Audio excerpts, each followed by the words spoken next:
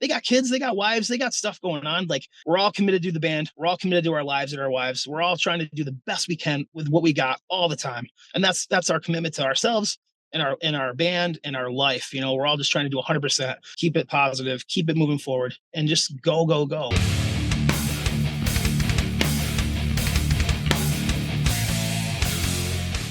What's up, everybody? It's Keefy at GhostCultMag.com. I am super stoked to be joined with the guys from Ghost Ship. Welcome back with new music and the whole 9 yards. How you doing today? Oh, thank you so much. Doing pretty good. It was supposed to be rainy today, but it's sunny, so I like that. It's nice.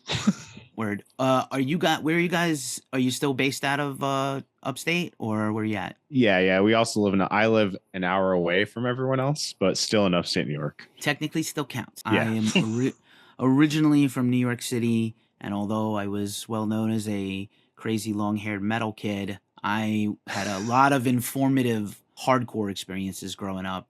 I used to go to matinees, and we would go to Albany for shows and cower in the corner while dudes were punching teeth out, and tons of stuff upstate, and the Chance and all kinds of things. As we progress upstate New York, it gets more and more crazy and chaotic, but so many good memories for me personally. Welcome back. First new music in 10 years. The new single, Ties That Bind, so killer. Super shout out to Becky, your publicist, for putting us together as a longtime ally and friend to our site. And we have, we cover a lot of hardcore and hardcore adjacent, metallic hardcore. I don't know what it's all called anymore. It's all, at one point it was just all metalcore, but then metalcore kind of took on a not good connotation. I still think like as a whole genre, it's okay, Yeah, I don't know. It's just all heavy music, Word.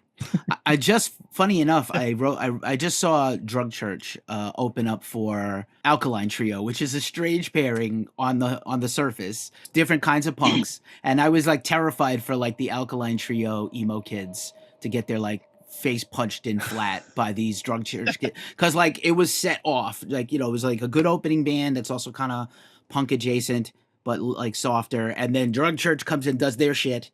And then it's like, but all the Alkaline Trio kids are there for like a sold out headline show for them. And I'm like, they have never seen some of this shit. They're going to get hurt bad. And I was like fearing for like the older scene dad. I was like afraid for them because they don't know what our shit is like. They really don't. Yeah. Right. Yeah, it's Drug Church because they're basically, they're like a hardcore band, but they don't play exactly hardcore music. So I love when bands that don't traditionally sound like hardcore bands take on that like mantra. Like Koyo is another one that's recent. It's like you go to their show and it's like going to a hardcore show. I mean, I was at the last Bane show and Saves the Day played, and I couldn't believe it was like I was watching Terror, but it was Saves the Day. It was insane. It was the best. That's amazing. I actually shout out to all those, the modern hardcore bands are all kind of doing their own thing. All the Flat Spot Records bands are their own little scene, but they're all a little different. And like people who are surprised by Turnstile and Scowl and Military Gun that are all little different shades of hardcore. Like, sometimes, you evolve as an artist and you change and you break through. And some people, you just stay good by staying the same. And it's okay. If you don't like them, turn the channel, swipe to something else, and go on with your life if you don't like them. I meet people who are so mad. I'm in the Bay Area now. I'm from New York, like I said, and I also did a lot of time in Boston, a lot of Boston hardcore stuff back then. And man, like people are so mad at Scowl from right around my area, like so mad at them for being like successful and like a little commercial, but also still like that group of artists were in bands for like 10 plus years, knocking it out in little clubs and sweating it out in vans on tour. Like they did the work. It's just that this band is the one that's taking off and people are so hateful. I don't get it. It's like I came from a different era. Like it was like, uplift your brothers and sisters and your brethren. Like, don't hate, celebrate. But like everybody's like, wow, I'm so in my feelings. I'm so mad on the computer. I don't know. I think it's just like people have to complain about something. So it's like when they see something successful, they just have to like be the guy to be the contrarian. It's like I've seen waves of it with Knocked Loose. It's crazy because when we were on our way out, we did like 3 shows with them as part of like our last shows. And it's when they were like, and at that point they were grinding for a few years already. Like the first time we played with them was in a garage in Indianapolis. Like, and that was when they were first started playing Counting Worms live. And I remember us playing with them and I was like, you guys are going to be massive. Yeah. And they were like, no. Man. Yeah, but look at them now, but they're the perfect example of, they start to get big, people hate them, and then you see that they're all super like chill, down to earth dudes, and they always take people up with them. And that's been the coolest thing. That's what every band should do. And some bands do, like the Acacia Strain's done it and stuff like that. But like, they are the perfect example of like, this band is cool. More people should, like, them taking out Speed. Like, I know Speed is obviously like blowing the fuck up now, but like, them taking out a band like that is the cool. It's like their second tour in the States, and it's this massive, you know, the biggest Knocked Loose headline tour they've ever done. And it's like, I will always respect them for being that band. And no matter what people say about them, it's like, people are saying stuff about them now. You know, they have a new album coming out, you know, people are still hating on them, but it's like, I always call the internet is noise. It doesn't matter. It's not real life. Like, if you really look at all their shows, they're insane. They're crazy. Like, thousands of people a night. You can't argue that, you know? So it's like, same thing with Scowl. Scowl's killing it, playing all these crazy fests, doing insane, like when they do headline stuff. I think that band's so cool. I love when bands do stuff against the norm, and it's like I said, it's just noise. It's just the negative stuff always rises to the top when you're scrolling through the internet. That's just the algorithm training us to be like, oh, that's what everyone's talking about, when in reality it's not at all. It's, I don't know, I could go on for years on that subject. It's a good topic. I will tell you that if anybody thinks that Knocked Loose somehow sold out or went soft, please go up to them and tell them to their face and see what they do. I'm not going to do that. I wouldn't dare, and I believe in them anyway. We've been a big supporter of them from the beginning. But let's talk about the return of this band, because like, life gets in the way. You guys put out, you know, some incredible music 10 plus years ago. It's hard to believe, like 10 years ago, 11 years ago. And, you know, stuff happens. But in the meantime, how did we get to Ties That Bind today? For an easy to unpack question. Yeah. Well, let's first talk about. Yeah, let's talk about first. Yeah, let's start like why the band sort of like, you know, we sort of broke up. We sort of broke up because at the time we were doing the band and we were going sort of full speed and things were going great. But then we started like individually, our lives were sort of changing. We were starting to have families and careers, and things were developing, and we just sort of couldn't put the effort into the band that we needed to, and we didn't want to sort of compromise. We didn't want to do the band half-assed, so we wanted to really spend the right amount of time to either tour and play the shows and do their thing the right way. And we were getting fill-ins and stuff, and we were trying to do that, and it was kind of working. It wasn't really the right energy. Some of the guys were feeling let down that they couldn't play. They couldn't do the thing. You know, we couldn't do the damn thing. So it sort of was like, if we can't do this the right way, let's not do this, you know? So we decided to stamp, you know, let's just call it, you know? So, and I think in our hearts, we thought when things boil down, and maybe we'll come back and do this again. And so we put an end date on it, and we call it a wrap, you know, and we went out on a super high note. Our final show in Syracuse, we called all of our local friends and all these bands. We had this huge show. It was great. It was insane. And there's some footage for it in the Ties That Bind. Some of the craziest footage is in that. So, and we all sort of like went separate directions, really. I mean, Chris and Kyle, they kind of work at the same place, and Sean moved away, and some of us got married, and, you know, we all had kids and developed our careers and stuff. So, and then I think what happened was we all sort of, you know, our lives settled back down. We got to a space where, you know, we all started sort of getting that itch, and then the back channels started swirling, man. I think we started thinking about it. I started thinking about it a couple of years ago. You know, I was like, yeah, you know, it'd be really cool, you know, like doing this again. So I think we started talking to each other behind the scenes, and then one day we sort of started making it official, you know, started kind of talking to each other for real. And then I think everybody realized, hey, you know what, we could do this again, you know? So it came down to us having a conversation unofficially. And then the official conversation was, you guys want to do this? If we're going to do this, let's fucking do this, you know? And then we got in a room and we kind of figured it out. And then we had a pretty good opportunity to come back and play a pretty big local show. And then that was a jump off point. And then we got in a room and I mean, it all came back, you know, really, really good. I mean, we were all right away. We got together and we were hanging out, and it was like, we didn't miss a beat. I mean, we were all, you know, no animosity, no weird feelings or nothing. I mean, we just got right back in lockstep with one another, and all that friendship and brotherhood and stuff, all that stuff came right back. I mean, and now it's easy. We have no expectations. We have nothing to prove or anything. So it's so natural and fun and easy. And whatever we're doing is, I mean, there's no like sense of like, oh, I got to go, you know, do this. It's like, no, man, I got to go do this and see my friends and do this thing. So it's super, super fun. We have nothing to prove for anybody. Writing super fun, hanging out super fun, and playing shows is funner now than it's ever been. I mean, we got a show in June and I'm already excited for it, you know, like, so that's where we're at, you know, so I can't speak for the rest of the guys, but this is fucking funner now than it's ever been, you know, so, it's always been a blast, but now it's like, this is the thing for me. So, keeps me young. Yeah, it's when we all are in a room together and played the first song we've played together since the last show. It was honestly like magic.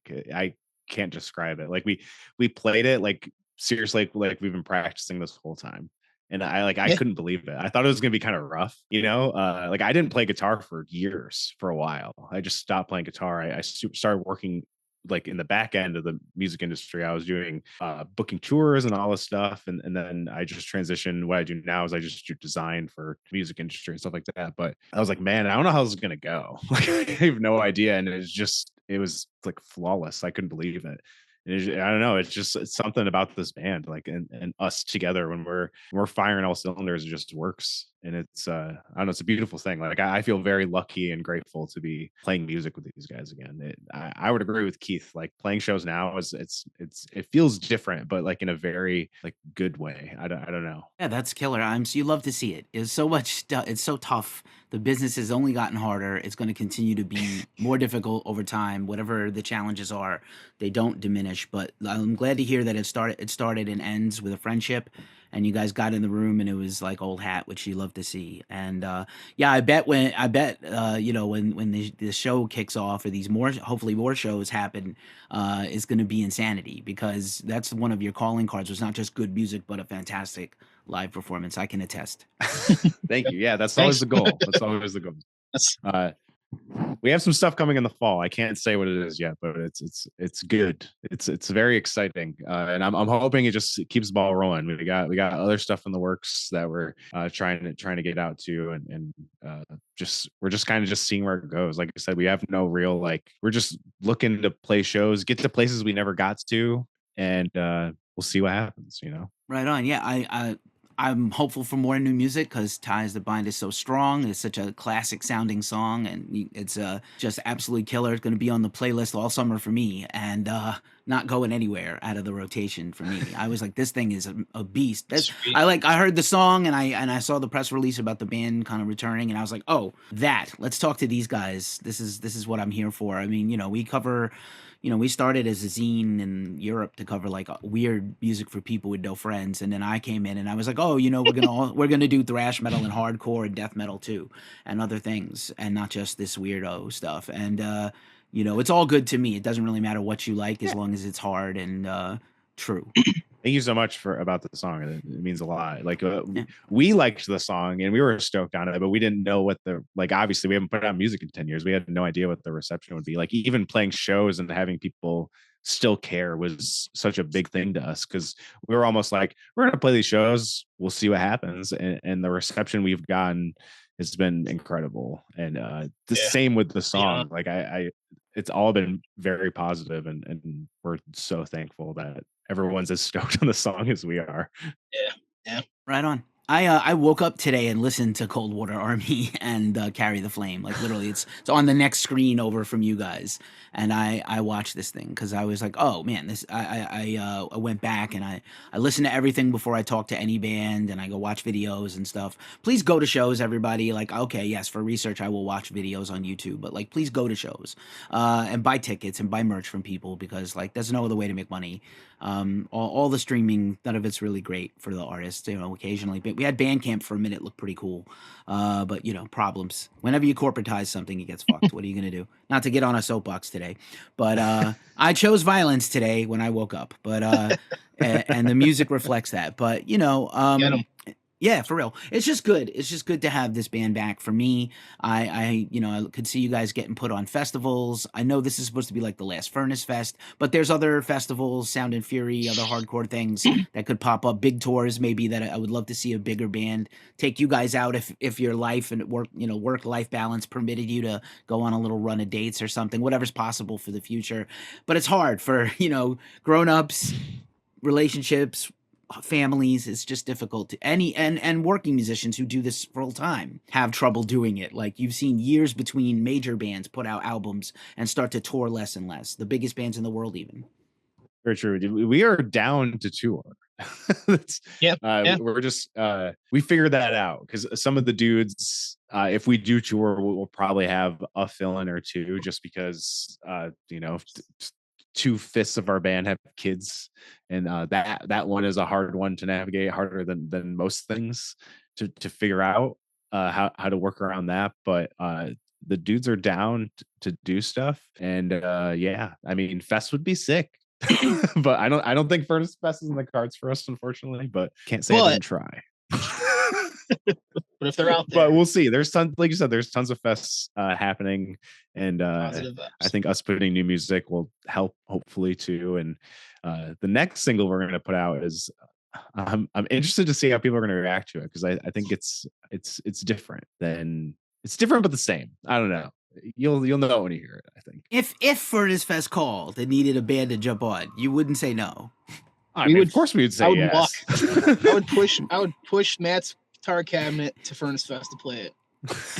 Right on. From New York to Alabama, we'll make it happen. You make it happen. Yep. We'll make it happen. Yeah, I've never been able to get down there. It's just a shame, but I miss a lot of.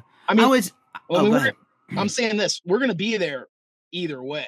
So I think most of us are going to be there anyways. So we'll be in the building. So somebody drops off day of, we'll be there. Yeah, we're ready to go. By the way, Keith, as a fellow Keith, to one Keith to another, like, what did you miss about, like, hardcore? It's such a interpersonal. It's much more than other genres. You're so into the crowd, and you're so in the moment as a front person. Like, what did you miss most about performing live and just doing this? What did I miss about it? That's a great question.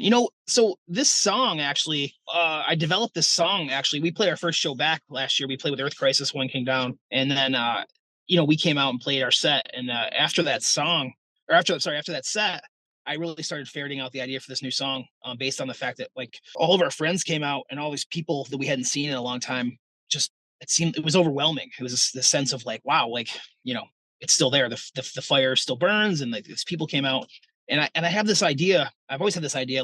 I'm old. I mean, I'm older than the rest of the guys. I'm 48 years old, and I may not look it. The drug-free lifestyle keeps me a little bit young, but I've been around for a long time. I started going to shows in the 90s, and these people, we have friends come out to the show, and they were going crazy, and they were singing along, and it was amazing, And I realized that there's still this connection with people and friends and stuff, and I'm not saying that I don't think that. That's still not there for us as a band. I do think that my young days of being full of piss and vinegar have passed. I think my days of being involved with hardcore are limited. I have a career, and I've got a company to run, and I got all this stuff. And like I said, we have families and wives and mortgages and all this stuff. And the younger kids, it's their time now. They're all the 20-year-olds get they're running the scene. They're the ones that are out there doing the DIY stuff. So we have to pick and choose our battles. And I talk about this a lot on the stage and whatever, it's just the nature of the business, so I missed this. Being in the band again gets me to go to more shows. It really opts me because it's really easy to pass over. I get out of work, I'm tired, I'm exhausted, there's a show on a Wednesday, I'm dirty, and I'm like, I don't know if I should go, and I find myself skipping out a lot, and it's a shitty excuse, but when you're my age and you're tired and your back hurts, and it's but now that I'm in the band again, I'm gravitating toward going to more shows. I'm seeing my friends again. It's revitalized me personally. I there's a show tomorrow I'm going to go to. I've been going to more shows. I've been trying to be more involved. It's really giving me, I'm seeing my friends again. It's giving me more opportunities to be out more. I don't stay out till midnight a lot.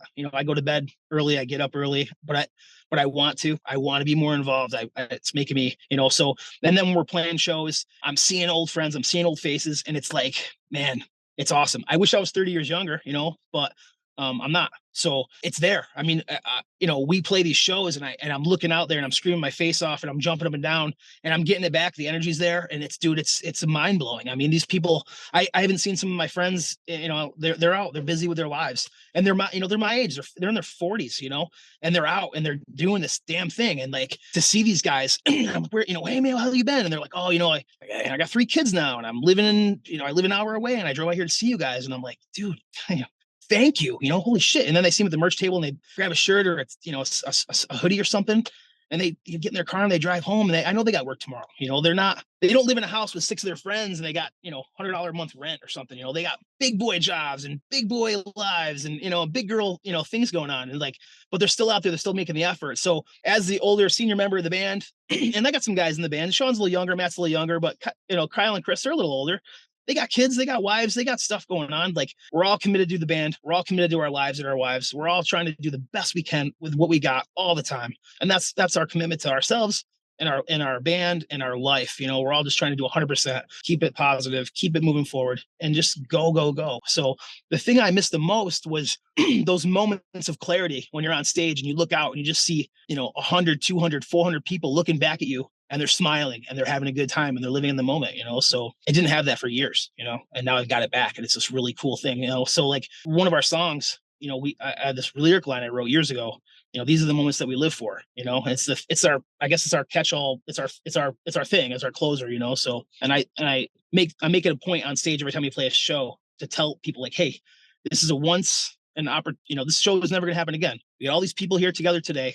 We're doing this thing. This might be the last show you ever come to. For whatever reason, you may never go to another hardcore show ever again. So if this is it, let's make this a good one, you know? So I'm here, you're here. Let's fucking do this, you know? So it seems to be working out. So I'm super stoked to have this band back together. I love these guys, and I couldn't if we never play another show again, you know, fine, but I hope we play 100 more shows. I hope we go on tour and do the damn thing, and I hope we can get out there and see more people. And we've got people writing us letters from all over the place. We've had I don't even know. Sean handles most of our PR stuff, but the feedback and stuff we've had is crazy. And I hope we meet these people, man. I'd love to shake some hands and give some hugs and do the thing, you know? So as the front man for the band, all I can do is get up there and just do everything I can do to keep the energy between us and them, you know? So that's where I'm at. Amazing stuff. I went to a show last night, and Ow, My Back Is Killing Me. This needs to be a hardcore song. I need the band to do like the Ow, My Back Is Killing Me breakdown. Somebody write this. Maybe you, someone else, please write this song for us older guys, because I'm paying for it today, although the show was awesome. And it was packed for a Wednesday for a weirdo, like avant-garde, a little bit, stoner metal show. And it was like some weirdness, and it was cool, and everybody had a good time. And then I walked my ass home, and I was like, my back. And I didn't even do that much. It's like, you know, it's like slow shit, and then my back is killing me. So, but it was good times. Just a few more, man. Just a few more for you. You know, I always feel like, you know, one of the most underrated things about the scene is there is a lot of positivity. I know, like, we talked about the negative side of stuff because I think there's social media and Reddit and other bullshit kind of things that, you know, kind of like would not have flown like 15, 20. You couldn't pick on somebody from the screen before. You'd have to say it to their face or say it from the back of the room. But like, you know, one of the positive things you talked about, you know, kind of a little PMA back there a little bit, is that I think that's a positive thing. And I think that like there are little scenes. And I know we lost a lot of clubs during the worst of the worst times the last few years, but you know, obviously there is still some places to play up where you guys are. You know, do you see the same thing? Do you see like little scenes? Again, I see scenes, I see zines, I see networking, I see bands helping each other in a way that I haven't seen since the 90s, actually, right now.